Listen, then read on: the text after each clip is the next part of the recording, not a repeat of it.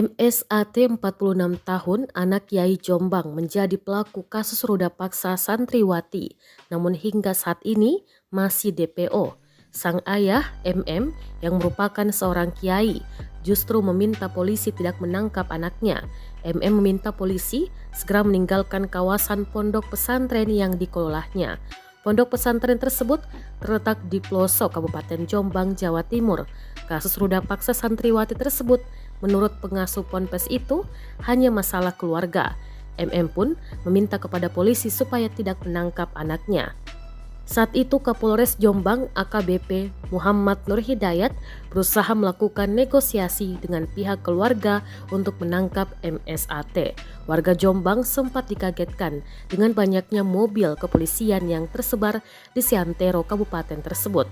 Sejak siang hingga malam pada Minggu 3 Juli 2022 kemarin, mobil-mobil polisi menyebar hingga perbatasan wilayah Jombang dengan kabupaten lain. Polisi dari Subdit 3 Jatanras dan Subdit 4 Renakta di Treskrimum Polda Jatim berupaya menangkap MSAT. MSAT adalah seorang anak Kiai Jombang. Kabid Humas Polda Jatim, Kombes Pol Dirmanto menerangkan pihaknya melakukan upaya penangkapan terhadap MSAT. Pada hari itu dimulai sekitar pukul 12:45 waktu Indonesia Barat.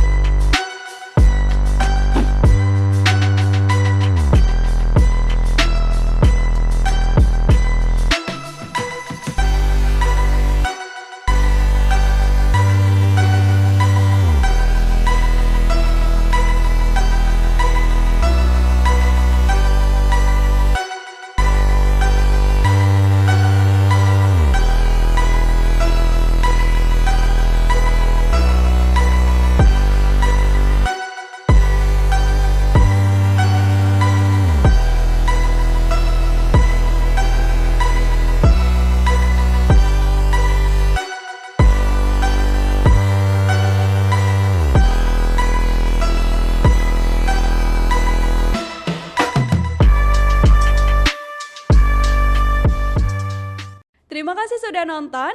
Jangan lupa like, subscribe, dan share ya.